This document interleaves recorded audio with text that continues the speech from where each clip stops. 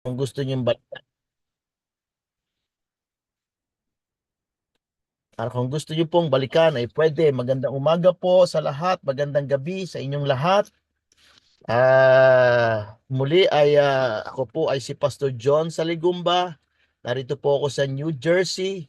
Ako po ay tubong Cavite, isa po akong Caviteño, taga Cavite City dyan sa Philippines. Andyan po yung aking mga kamag-anak, pamilya, mga relatives na andyan. Ang kuya ko, isang pastor din po dyan. Nasa Cavite City na tumutulong sa isang church sa Noveleta, sa I believe sa Dasmariñas or Tanza. And ito pong matutunghayan nyo po ngayon ay siya po ang nagsimulang mag-conceptualize nitong ibabahagi ko sa inyo yung kabuhayan, isang kabuhayan para sa mga iglesia, sa mga simbahan, sa mga churches. So, ako po ay nahamon na sumali dito sa Atomy dahil po sa kanyang motto, you know. Ang sabi ng kumpanya ay pahalagahan ng espiritu, lumikha ng pangitain, sumunod ng may pananampalataya at maglingkod ng may kapakumbabaan. Una po, ang sabi ng kumpanya, ang tao ang pinakamahalagang nilalang. Tayo ay nilikha ayon sa larawan ng Diyos at hindi kailanman dapat gamitin bilang kasangkapan lamang para sa isang layunin. So makikita nyo na ito po ay hinango mula sa salita ng Diyos, no, sa Genesis chapter 1 verse 27. Ang pinapakita at gustong ipaunawa sa atin diyan ng may-ari ay tayo po kasi ay hindi po nanlalamang. So pinahahalagahan po natin ang ating kapwa, you know, dahil sa ang kaisipan na gusto niyang ibaba sa atin na tayo lahat ay pare-pareho nilikha ng Diyos. Kaya hindi dapat tayo manlamang. Lalo na dito sa ating negosyong Atomy. Pangalawa ay lumikha ng pangitain. Ang sabi diyan, ang pinakatamang paraan upang malaman ang hinaharap ay magplano tayo. Yan ang sabi ng may-ari, na si Hangil Park. Kailangan nating pangunahan ito sa ating pag-iisip upang tayo mismo ang maging responsable at may hawak ng ating kinabukasan. So bakit ko po ito pinapaunawa at ipinapauna sa ating lahat? Kasi po yung Atomy, ito pong negosyong ito ay kinakailangan kayo as an individual, tayo as an individual, ang mismong kailangan umunawa para gumanansya tayo mula sa ating negosyo. Ang pag hindi po ito naging matagumpay, hindi po natin pwedeng sisihin ang ating kasamahan dito. Nasabihin, ay kasi ito hindi kumilos ito eh. Wala pong ganun dito. Hindi po nga tayo nanggagamit ng tao. So marapat lamang na tayo mismo ang magpunyagi. Tayo mismo ang magbigay ng panahon at ng aralin, unawain. Yan nga po, magplano. Tayo mismo. Ang sabi sa Biblia, sa Kawikaan 29:18, kung wala pong pangitain, ang mga tao ay napeperwisyo. Where there is no vision, the people perish. Yan po ang sabi ng salita ng Diyos. So, lumikha ng pangitain. Pangatlo ay sumunod ng may pananampalataya. Ang sabi ng may-ari, hindi mahirap magkaroon ng pananampalataya sa mga bagay na nakikita. Totoo naman po, di ba? Pag nakita natin yung isang bagay, napakabilis natin at parang it's so easy, napakadali nating unawain kasi nakikita natin. Pero sabi ng may-ari, hindi yon ang pananampalataya na pinapairal dito po sa kumpanya, kundi ang pananampalatayang ating hinahangad ay ang paniniwala sa mga bagay na hindi natin nakikita. Yan po ay malinaw na hinango sa Hebreo Kapitulo 11, versikulo 1. Ang sabi nga doon ay, now faith is obedience. Ang pananampalataya ay ang katiyakan sa mga bagay na inaasahan at ang katunayan ng mga bagay na hindi nakikita. So ito po yung nilalakarang pananampalataya ng may-ari. Oh, we have Bishop Mukisa. Good morning. Is it morning in your Good place, morning, sir? sir. Good morning. Good morning, sir. So I hope you don't mind because we are explaining everything in Tagalog, in our native language. But nawala siya. But I'll go back and forth. Is that okay? I'll go back and forth in English, in Tagalog. All right. So, we're talking about here the company motto. And last but not the least, ang huli po ay ang maglingkod ng may kapakumbabaan. Serve with humility. Yes.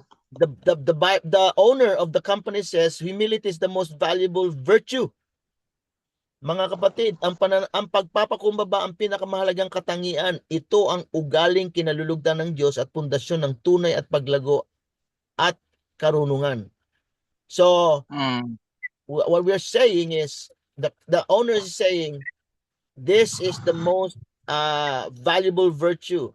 Sabi po sa Philippians chapter 2 verse 3, do nothing out of selfish ambition or vain conceit, but rather in humility value others above yourself.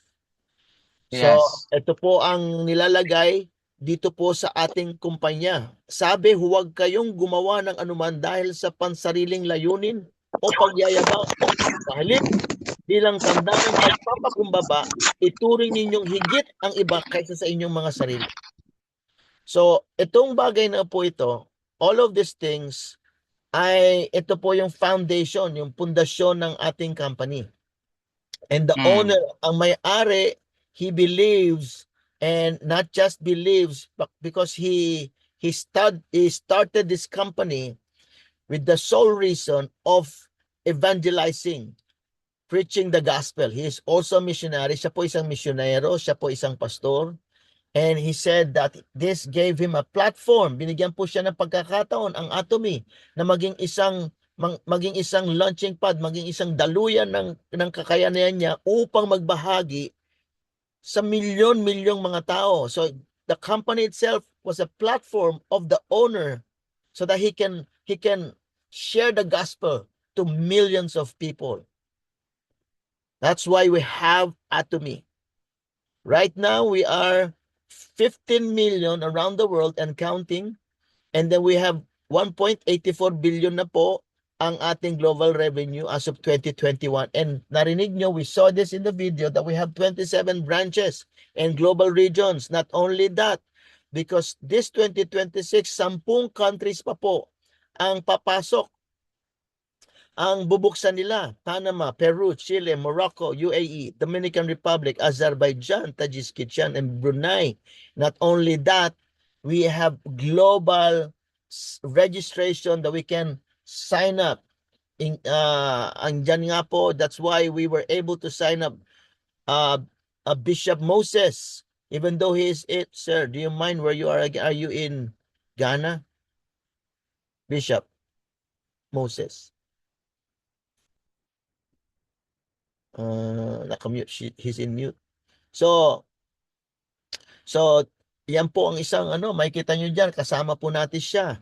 And UAE alone, when it opens, United Arab Emirates, ay makikita po natin dyan, there's 450,000 Filipinos alone. In Abu Dhabi, 10,000, at yung mga nandyan po sa iba't ibang paligid, 7 states. So with this, I want us to understand, kung tayo po ay nasa loob ng iglesia, if we're inside a church, nasa loob po tayo ng mga simbahan, pwede po tayo maging isang daan. We can be a channel of blessing. And Atomy itself, ang Atomy mismo ay magiging isang leverage natin. Atomy itself will be a launching pad as a livelihood program in the church. Let's watch this. Panoorin po natin ito.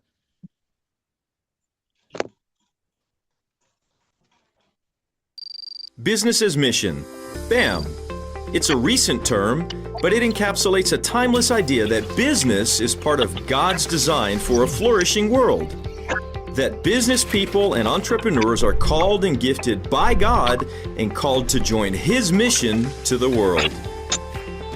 Each business's mission company is unique, but there are some common hallmarks. Business's mission is the creation and growth of for-profit, sustainable businesses that are intentional about kingdom of God purposes. They are for-profit. They make money for the financial bottom line, but they focus on holistic transformation, addressing economic, social, environmental, and spiritual needs of people and communities. Business's mission companies are concerned about marginalized or vulnerable people and those yet to hear the gospel, all in response to God's mission call. In other words, Business's mission helps fulfill the cultural mandate, the Great Commandment, and the Great Commission to make disciples of all peoples. Since biblical times, believers have integrated their faith into their daily lives and work, doing all things to the glory of God. We are called to do that too.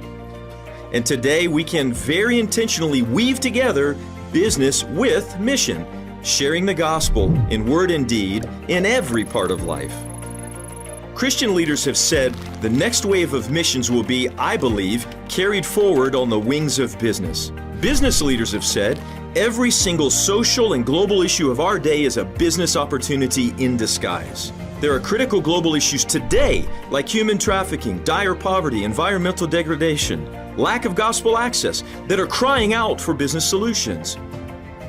We call business builders and entrepreneurs to respond. And as we do, Christian business people have a unique opportunity to take the good news of Jesus to where it is yet to reach. The world is open for business. Business as mission. It is an ecosystem that involves people from business, missions, churches, education, and others. It's for business professionals and entrepreneurs using their skills for God's purposes.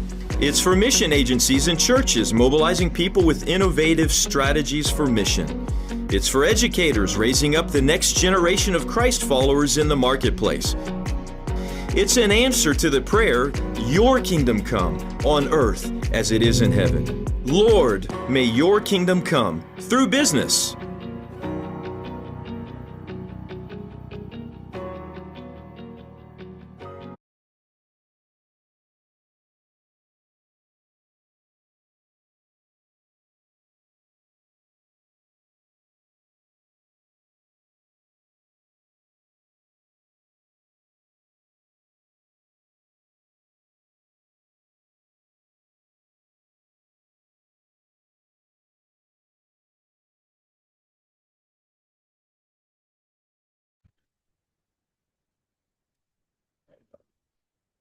Ayon po kay Mats Tunehag sa kanyang artikulo sa Luzon Global Analysis, Mission Building Movement that can bring lasting societal transformation. Ang sabi niya, ang business as mission ay BAM ay isang bagong termino, ngunit ang konseptong nasa likod nito ay hindi na bago. Ang business as mission ay hindi isang bagong tuklas, kundi isang muling pagtuklas ng mga katotohanan biblikal at mga gawi mula sa kasulatan. Ang unang utos ng Diyos sa atin ay utos na paglikha ng matatagpuan sa Genesis 1-3.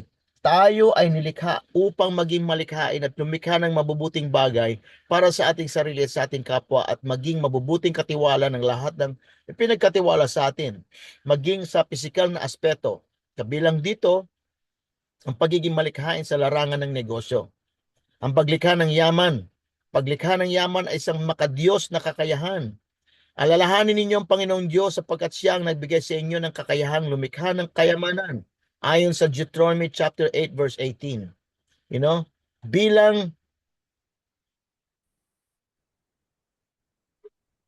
mga Kristiyano, madalas tayo nakatuon sa pamamahagi ng yaman, ngunit walang maaring ipamahagi kung walang nalikha.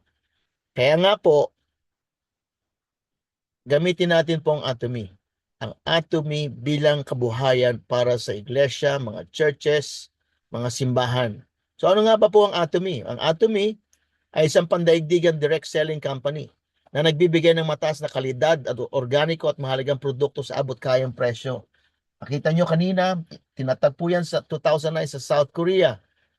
And ang atomy ay may kasalukuyang operasyon sa iba't ibang bansa at sumunod sa prinsipyo ng absolute quality, absolute price. Sabi po na may-ari na ang Atomy ay isang righteous marketing company Pag pinag-usapan po natin yung righteous, na word ng righteous, ang ibig sabihin niya, the quality of being morally right or justifiable. Ang atomy po ay righteous dahil po, sabi ko nga po kanina, ay kanya pong tinitingnan ang tao at nais tulungan ng tao, hindi po lamangan. Okay? Consumer-oriented network marketing strategy na nagbigay ng bagong kaisipan na binaba ng may-ari, na pinapalitan niya yung itsura, yung mukha, yung history ng network marketing. Kasi ang pangit na po ng naging tingin ng mga tao at pangunawa ng tao dito. Kaya sabi niya righteous. Bakit? Dahil yung transaction ginagawa sa tamang pamamaraan.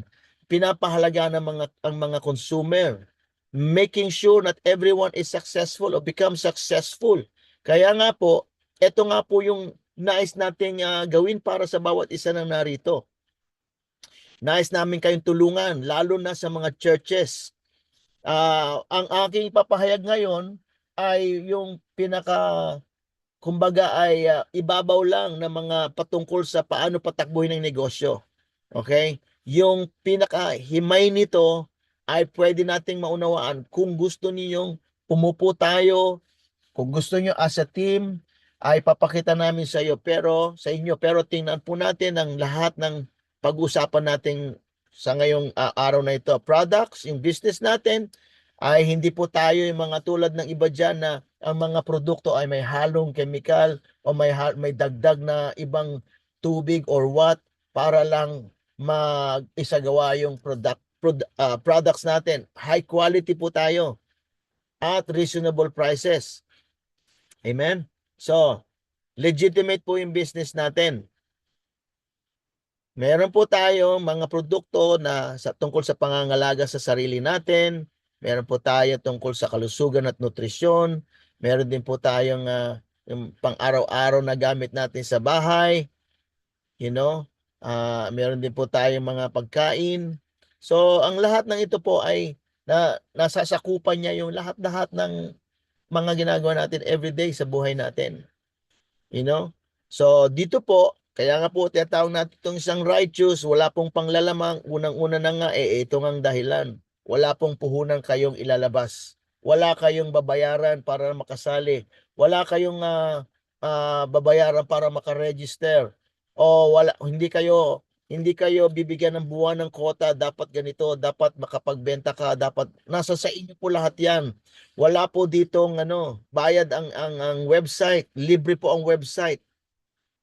Yun na nga ang inisip ng may-ari, kasi ang nangyari sa mga datihang mga network marketing ay ang nangyari po ay pag gusto sumali ng isang tao para po daw siya ay magkaroon ng extrang pera, ang nangyayari dahil may nauna na sa kanya, hindi niya na kayang abutin pa yung level na yon. Andun na lang siya sa baba. Kaya ang ginawa ng may-ari, libre lahat. Saan pa kayo makakita ng gano'n? Libre lahat. Alright? Ngayon, ang paraan po natin unang-una dito, di po ba tayo ay namimili? Di ba? Namimili tayo. At gumagamit po tayo ng mga gamit sa bahay. Nagkukonsumo tayo.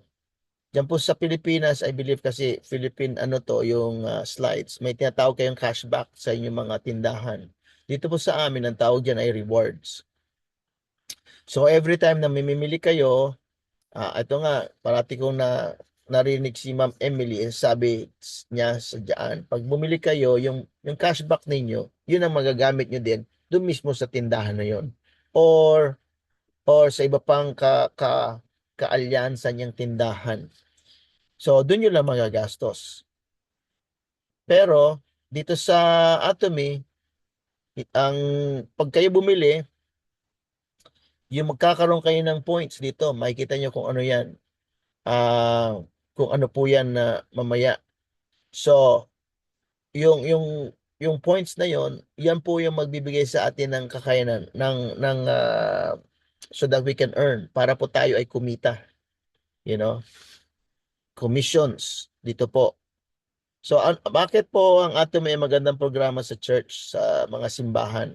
Kasi nga po, tayo po sa sambahan, di po ba may mga budget tayo? Mm. Nakalaan na po yan. Meron po, dito po kasi, kayo nakita nyo salaries yan. Kasi dito, ang tawag po sa love gift ay salary talaga. Salaried talaga po ang mga pastor dito. Ako po ay wala po akong hinahawakang simbahan dahil po ako ay nasa kalye. Ako po at ang aking pamilya ay nagmi-minister po kami every Sunday sa kalye as the weather permits. Right now po, mahirap sa sobrang lamig. Di po kami makalabas. Pero on a given Sunday, kami po ay nasa labas. Yan po ang ginagawa ko. At hindi ako kabilang diyan sa salaried dahil wala pong church, wala po akong pinaglilingkurang simbahan. Kaya po ginawa ko po itong Atomy kasi alam ko ito po ang magpa-finance sa gawain ng Lord. Ito po ang tutulong sa aking pamilya. At ang asawa ko nga po ay nais ko na po magpahinga siya dahil pagod na pagod na siya. Siya po ang tanging tagapagdala ng mga pinansyal na pangailangan namin sa bahay. You know? So pinapakita ko to sa inyo dahil sa naturingang budget ng church, meron po kayong pinaglalaanan. Kids ministry, music, ladies, women's ministry, men's ministry. Kung meron po kayong church planting, mission work, madaming Uy, sorry po. Oh my God. Tabig ko. Sorry, sorry, sorry.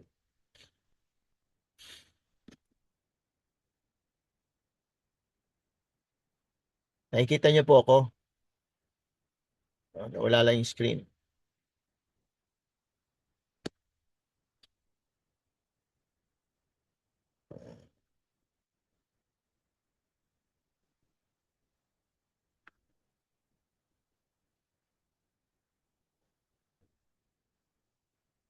Yan. So, marami pong mga beneficios sa churches. Pag kayo po ay pag ginamit natin po itong Atomy bilang isang kabuhayan sa iglesia. Ano po yung mga benepisyo natin na pwede makita? Okay? Una nga po, pangmatagalang kabuhayan.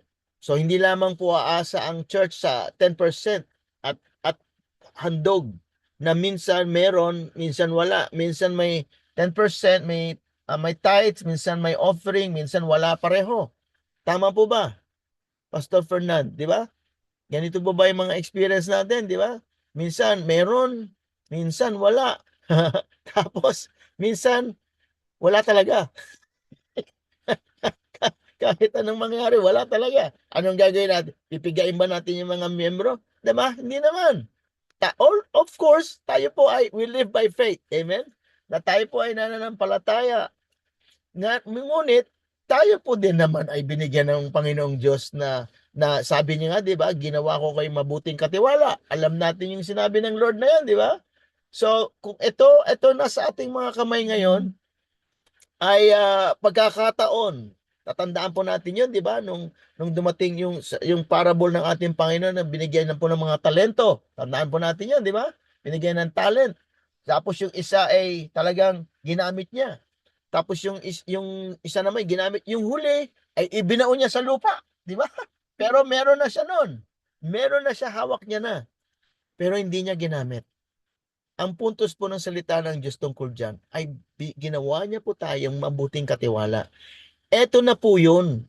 Eto na po yung Atomy ay pwede natin gamitin dahil pinagkakatiwala to sa atin. So hindi lamang tayo aasa or mag-aantay kung may magta-tithes ba, may mag-offering ba. Kasi definitely po meron, at isa pang benepisyo dito, makakasuporta na po tayo sa mga pastor at missionary. At kung meron pa pong ibang mga manggagawa na hinuhubog natin sa gawain ng Lord, meron na tayong matatag na kita. Pagpalawak, gusto nating madagdagan yung building o gusto natin magpadala ng missionary, magkakaroon na po tayo ng pondo. Okay? At yan na nga po sinasabi natin, magkakaroon tayo ng tama at nagpapalakas ng pangangasiwa ng pananalapi. Alam na natin po ito, di ba? So, ang sabi sa Ang kailangan po lang natin dito ay magtulungan. Magtulungan tayong lahat. Mula sa pastor at mula sa mga kasamahan sa church, kailangan magtulungan. Ang sabi po sa Ecclesiastes chapter 4 verse 9 to 10, di ba? Dalawa ay mabuti kaysa sa isa, sapagkat mas marami silang magagawang mabuti, di ba? Kung ang isa ay bumagsak, matutulungan siya ng kanyang-kanyang kasama upang bumangon. Tulong-tulong po tayo. Kapag nagkaisa po tayo sa iglesia o sa church at nagtutulungan sa pamamagitan ng atomy, makakamit natin ang pinansyal at kasaganaan para sa lahat. Ngayon po, kasi alam natin ang status dyan sa Pilipinas, maasa lang ang tao sa minimum wage. Pero kanilang mga hinaharap ay matinding hamon sa buhay. Upang makamit yung disenteng pamumuhay na hindi po nila magawa dahil yung agwat daw ng pagitan ng minimum ng sahod ang gastos ay masyadong malaki, masyadong mahaba, masyadong hindi magtagpo. May kinikita ka nga, hindi naman sapat. Inadequate po yung minimum wage. Ang sabi sa aking na research just sa NCR, as of 2025, ang minimum wage daw ay 645 lang. So, tapos tumataas yung cost of living. May inflation pa tayo dyan. Persistent poverty, inequality. Yung mahirap na, mas lalong nagiging mahirap. Yung mayaman, mas lalong pang nagiging mayaman. Persistent yun, parate. Yung gobyerno, kahit may initiative, ang initiative naman ay mangurakot. wala talagang maaasahan, 'di ba? Walang maasahan. So sa kabuuan po, kahit may mga pagsisikap ang pamahalaan at may mga palatandaan ng pag-unlad, kung meron man sa ilang larangan, maraming pamilya rin pong Pilipino umaasa sa minimum wage. Ang patuloy na nahihirapan na makamit nila yung disenteng pamumuhay. Kaya nga po, dito sa ating atomy, ang sinasabi lang po natin, magsiswitch lang po tayo ng ating produkto. Mula sa dati nating ginagamit, papunta sa Atomy toothpaste. Or kung ano man yung mga datihan nating ginagamit sa bahay na meron naman sa Atomy, mag-switch na po tayo. Unti-unti na nating i-switch yung mga nagagamit natin sa bahay. So pag nangyari po yan, ay kayo po ay magiging isang consumer na ng Atomy. So bumibili kayo ng inyong mga produkto. Yan po ay ayon sa inyong pangangailangan, no? Walang magsasabi sa inyo yan. Kayo ang magsasabi kung kailan ninyo kailangan. Kayo ang magsasabi sa sarili niyo yan. At mangyayari, magpapalit na kayo ng tindahan. Okay? At kapag patuloy na inyong binibili yan ng gamit ninyo, magiging auto-consumer na kayo. Kasi doon na kayo bibili. Okay? Andun na yung sabon, andun na yung toothpaste, andun na yung shampoo, andun na yung meron po tayo diyang ramen, meron po tayo diyang avocado oil. Sa Philippines may coconut sugar na maganda sa mga diabetic. Andyan na lahat. So start buying diyan. Diyan na kayo bibili. Okay? Pag kayo bumili diyan na magsisimula at papakita ko sa inyo paano makaka-receive na kayo ng komisyon. Tapos magiging Atomy business partner na tayong lahat. Alright? So, simple lang po. Ito nga sinasabi ko, simple lang. Pwede natin gawin yan. Membro natin na sa ating church ay magre-register ng libre at magsimulang gumamit ng products. Pangalawa, anyayahan niyo po nila yung kanilang mga pamilya, kaibigan, katrabaho, at kapitbahay. Yan lang ha. Simple lang yan. Imposible wala kayong kaibigan, di ba? Imposible naman na wala kayong kapitbahay. Unless na inaaway nyo yung kapitbahay nyo, wala talaga kayong kapitbahay. Huwag niyong awayin. So, pangatlo, habang mas maraming miyembro ang bumibili ng Atomy, lumalaki po yung network ninyo. Mamaya makita nyo yan. At magkakaroon po kayo ng komisyon ayon sa inyong pagbigay ng panahon dito. Para magamit nyo yung komisyon na yan, sa mga project sa simbahan. I will explain later. Paano nangyayari yon? Kasi po, ang bawat product ng Atomy ay meron pong tinatawag na point value. Meron pong points ang bawat produkto. So ang bawat produkto na yan, maliban sa kanang price, meron pong points na nakalaan. Kapag binili niyo yan, magkaka-points po kayo. Okay? So, and then, ang commission po at bonus ay batay po, nakasalalay yan sa kabuuan ng mga point na naiipon. Makikita niyo yan later. Hindi nyo kailangan magbenta. Nililinaw po namin yung parati dito. Bumili lang kayo ng produkto na kung ano yung dati nyong ginagamit, unti-unti nyong bawasan na yon. Pag naubos yung Colgate, huwag na kayong bumili ng Colgate. Bili na kayo ng Atomy toothpaste. Ganun lang yon. Hindi nyo kailangan bumenta. Kayo lang. Bibili kayo.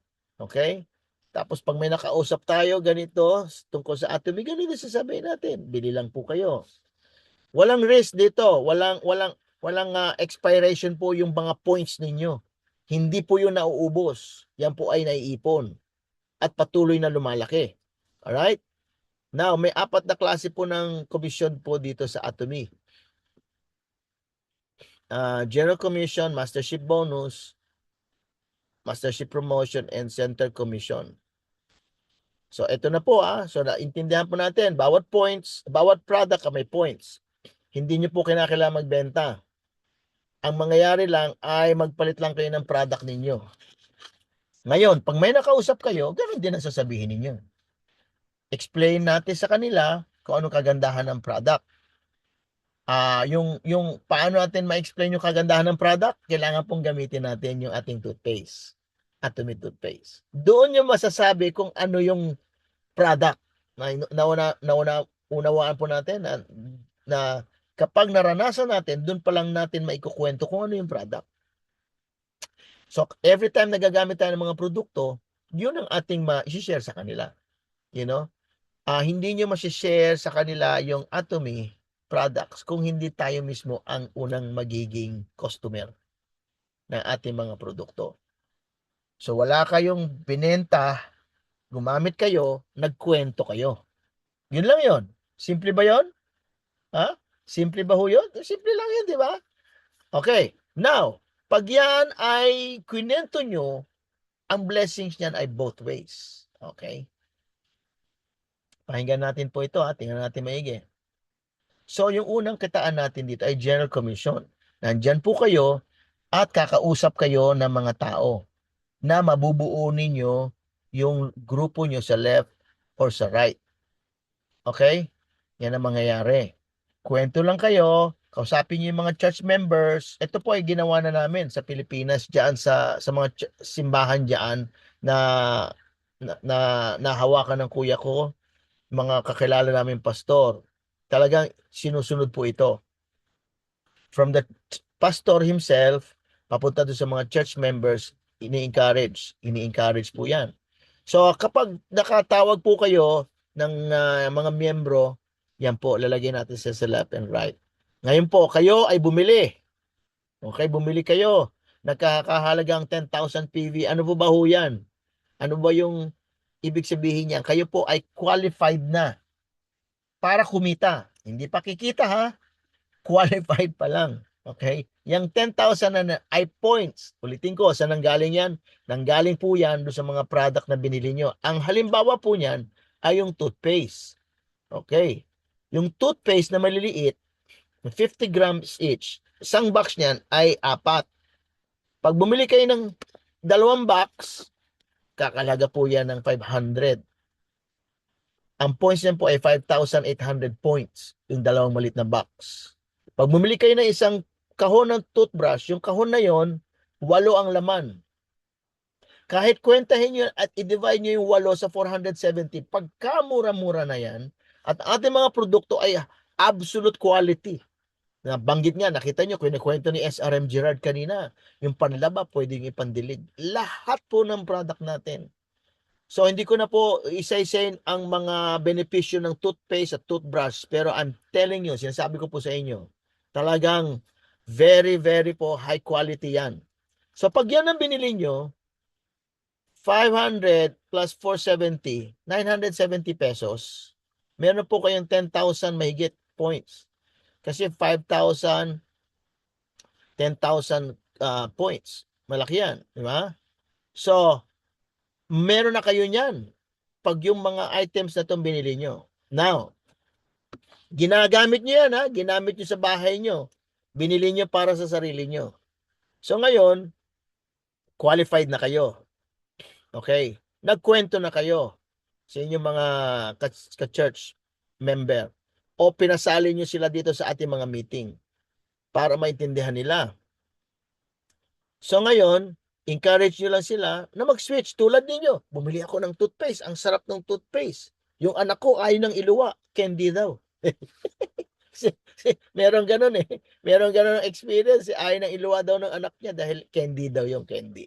So, pag yung nakwentuhan nyo, remember, qualified na kayo. Pag yung mga ka-church member nyo ay nagsimulang bumili, okay? At sila, lahat sila, kung ilan man yan, bumili sila, bumili. At umabot po ng 300,000 points. GPV, ay ibig sabihin niya po, group point value. Kayo ay PV lang. Personal point yan. Point value ninyo yan. Pero pag bumili yung mga kasama natin sa church, lahat yon sa kaliwa bumili at nag-accumulate. Kasi po yan po ay nag-accumulate yung points. Nag-add up ganyan. Pag bumili din yung kaliwa, ang kanan, nag-add up lahat to 300,000 points. So nagkaroon na ng 300, di ba? Left and right. Yan po ay magpe-pairing na tinatawag. Pag nag-pairing yan, yung 300 na yan, dahil kayo 10,000 points, ang katumbas po niyan ay 800 pesos a week. For as long as may pairing kayo kada week na ganyan. Yan po ay $20 plus or minus.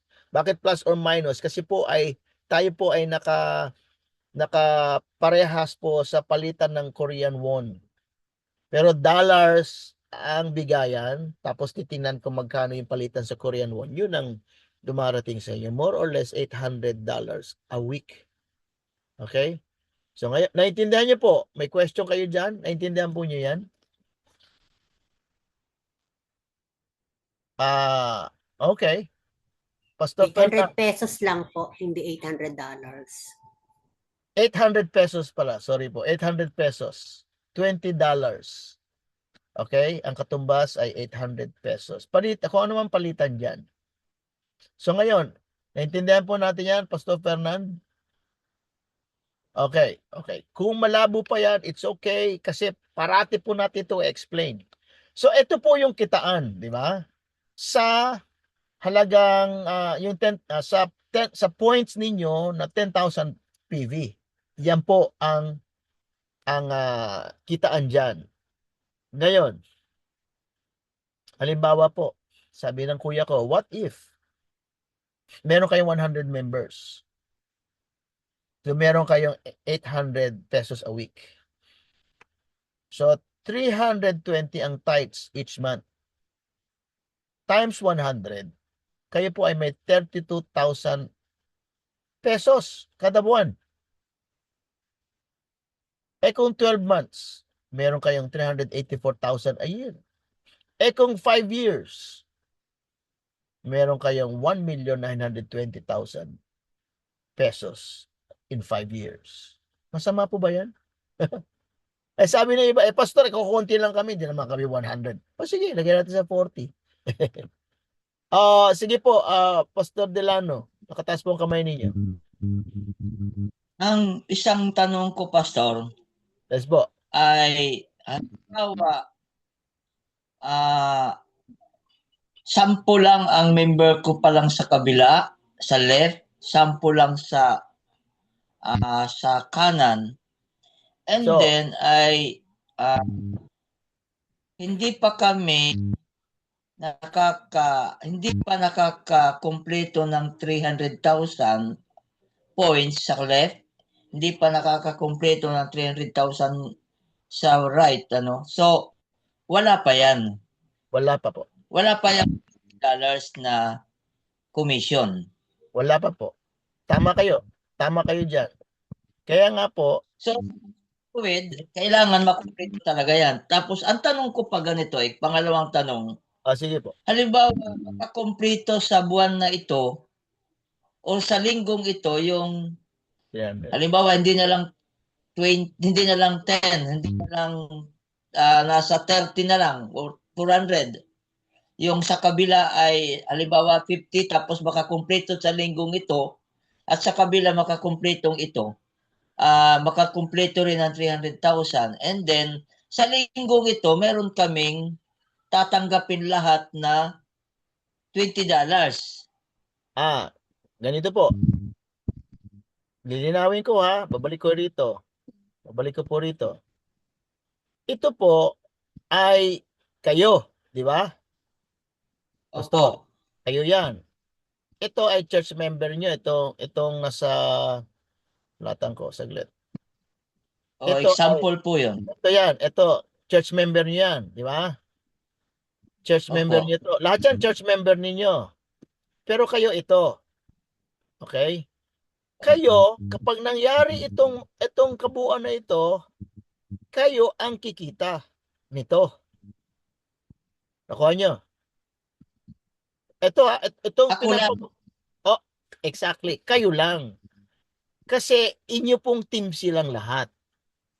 Ngayon, wala pa kasi ang mangyayari nga, 'di ba? Invite. Ang mangyayari, dapat itong si letter A ay maging parang kayo. Meaning, dapat magsimula siya dito magbuo ng kanyang team. Nakuha nyo? Okay, yes. Nakuha ko na po. Bawat isa ay kinakailangan. Kaya nga sabi natin, ang susi dyan, invite. Ngayon, pag nangyari yung kaka-invite nila, mangyayari din itong tulad sa inyo. Nakuha nyo? Opo. Yan. Okay, so ulitin ko po yan. Para maintindihan natin lahat. Ito po ay si Pastor Delano. Nag-start po siya na mag-invite ng kanyang mga members. Ayan po, lahat sa kaliwa, members yan. Members. Pag yung mga members, nagsimulang bumili ng sinasabi nating package na mga toothpaste, toothbrush, okay? At kapag humantong yang pagbili nila ng left, lahat sila ay humantong dito ng 300,000 at ang kanan 300,000. Itong kita na ito ay para kay Pastor Delano. Okay? Ngayon, Opo. dahil ito nga yung sistema natin, itong si letter A na member, dapat gawin niya yung tulad ng ginagawa ni Pastor Delano, nagbuo ng left and right. Siya ngayon na magbubuo ng left, ng right niya. Lahat po ito lahat yan. Lahat yan, dapat magbuo yan. Lahat sila, lahat yan. So, ang dapat na mangyari ng itsura ng lahat ay ito. Nakuha nyo? Opo. Yan. Pastor Fernan, naintindihan po nyo yan? Yan. Lahat po yan. Kaya nga tulong-tulong. Kaya alisin po natin sa isip natin, unang-una, naintindihan ko po kayo. Ako po ay galing dyan sa Pilipinas. Ako po ay naglingkod sa isang church planting sa Rosario, Cavite. Ako po ay tumira talaga sa squatters. Nakasalamuha ko po silang lahat. Alam ko po ang katatayuan ng churches diyan. Maniwala po kayo. Yung aming home church sa Cavite City, maniwala kayo, ang tawag doon, naglagay kami ng church sa isang pulo. Ang tawag doon ay pulong walang Diyos. Dahil po nung panahon ng araw, doon ang tapunan ng salvage sa amin. Sa lugar na yon. Kaya alam ko yung kahirapan. Okay? So ngayon, aalisin po natin sa isipan natin na bukas ay kikita tayo. Sa isang linggo ay kikita tayo. Hindi po ganun. Kinakailangan tiyaga. Tiyaga. At I'm telling you, meron po kayong maengkwentro na, ano ba yan? Bakit yan? May ganyan-ganyan pa. At marami pa, kahit mismo yung pamilya mo. Pero tandaan po natin na ito ay given. Kikitain mo talaga yan kapag ikaw ay kumilos. Ibig sabihin, given na yan, andyan na yan. It's for the taking. Naintindihan po ba natin yung salitang yon? Talagang kukunin na lang natin. Andyan, ready na yan. Kaso, you have to build your team. Build. Ito, magsasarili yan. Ito ay mabilis. Alam nyo bakit mabilis? Kung lahat po yang nailagay ninyo ay naintindihan po ito at lahat po yan ay nakaintindi na kinakailangan magsuportahan ng isang ang buong church. Ba, sino ba may ayaw ng ano po ng pwede nyong kitain, di ba? Sino ba may ayaw niyan? Isipin niyo yan, di ba? Sabihin natin 40 members lang kayo. The same na math gawin nyo, the same math gawin nyo, 800 a week, 320 tithes each month, meron pa rin kayong sa 40 na miyembro, meron pa rin kayong 12,800 pesos. Ha? Okay? Sa loob ng 12 months, meron kayong 153,600 a year. Sa loob ng 5 years, meron kayong 768,000 pesos. So, tingnan nyo naman po ito. Yan ay, Pastor Delano, nakataas pa rin ang kamay nyo. May tanong po pa rin kayo?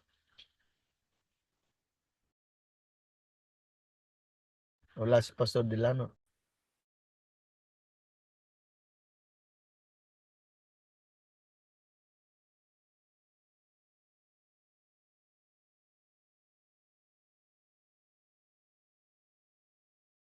Sana po.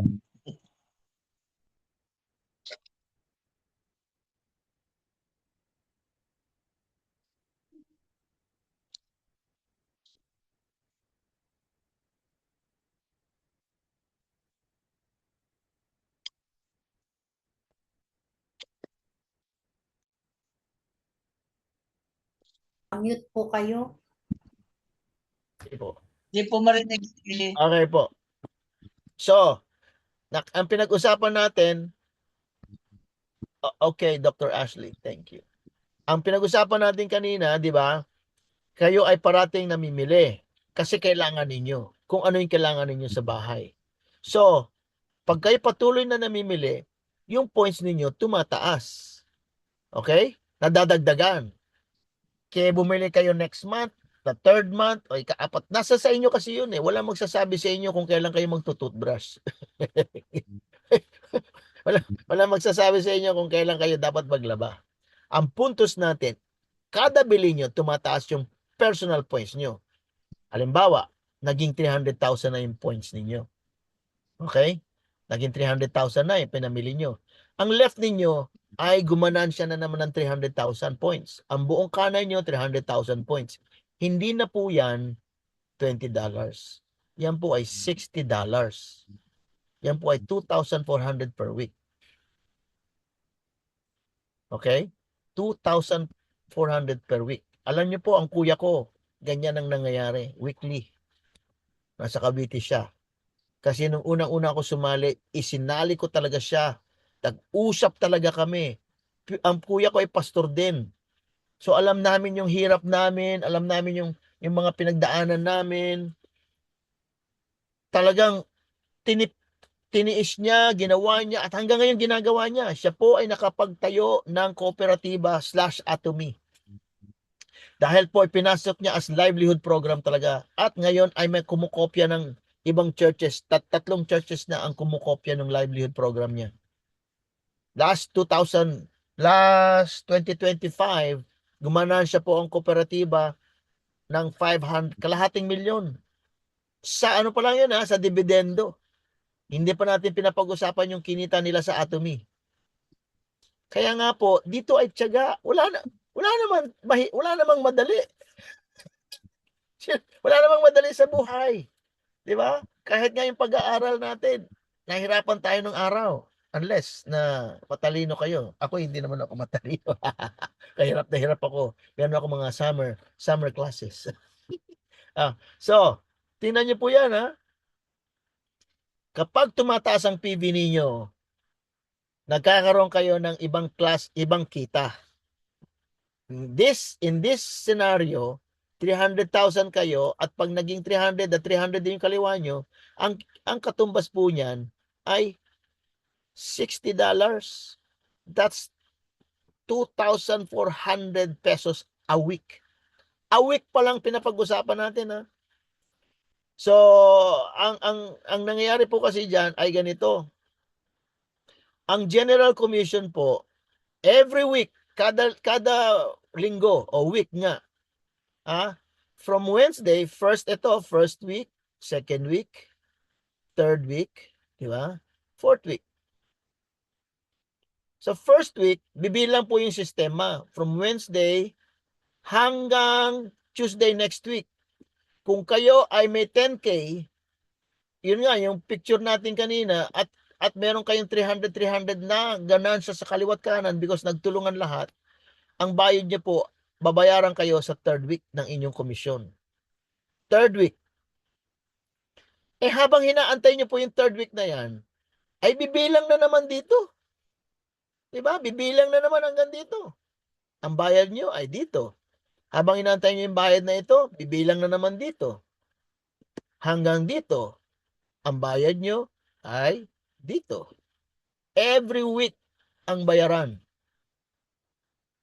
Ngayon, yung every week na yan, kung kayo ay talagang desidido upang ang inyong church na sasakupan ay gusto nyo talagang gumanansya at magkaroon matinding pagpapala, hindi kayo titigil dahil every week nga ay meron kayong kikitain. Naintindihan po natin yun? So nasa inyo po yan na kung paano ninyo maisasakatuparan ito sa inyong mga churches. So it's 8:26. Ayoko pong nakawi ng mga oras ng pagpapahinga ninyo. Titigil po ako sa part na ito kasi paumanhin nyo nga dahil ako po ay nag-asikaso sa aming tahanan din. Pero anytime, let me cut off muna. Thank you for listening. Stop ko yung recording.